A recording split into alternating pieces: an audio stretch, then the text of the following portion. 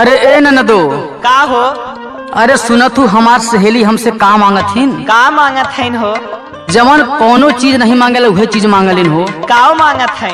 तो सुना, अरे आपन बल माना दे भाई उधार छोटी ना नदी। आपन बल माना दे भाई उधार छोटी ना नदी।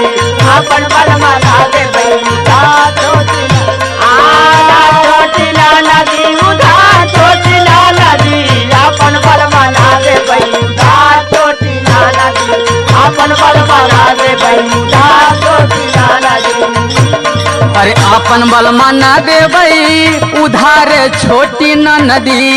अच्छा, अरे आपन बल माना दे भाई उधार छोटी ना नदी। मांगनी में जइहा दूबराई छोटी ना नदी।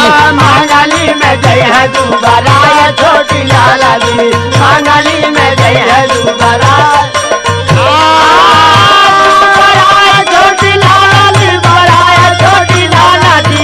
मांगनी में हो जय है बड़ा छोटी ना नदी। मांगनी में हो जय है बड़ा छोटी ना नदी।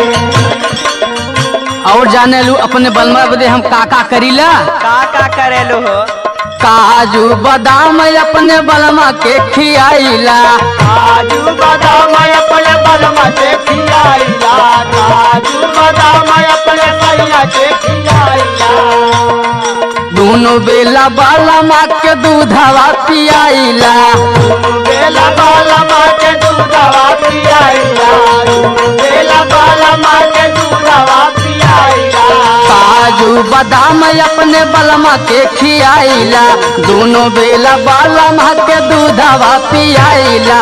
तावा पर का रोटी दिल बहार छोटी ना नदी। तावा पर का रोटी दिल बहार छोटी ना नदी।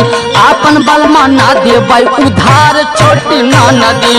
आपन बलमा ना दे भाई उधार छोटी ना नदी।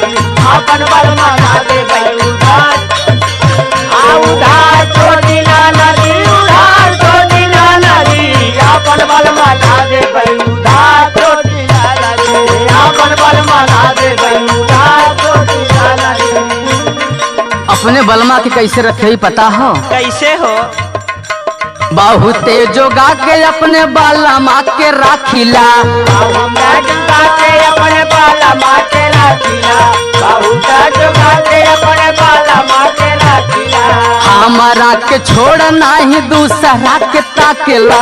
हमारा के छोड़ नहीं दूसरा के ताकेला।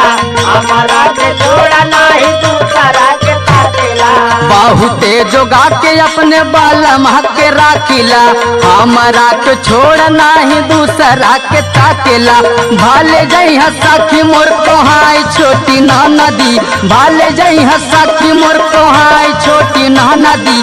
आपन बलमा ना दे भाई उधार छोटी ना नदी।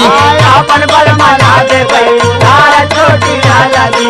आपन बलमा ना दे भाई उधार छोटी उधार छोटी ना नदी। उधार छोटी ना नदी। आपन बलमा ना दे भाई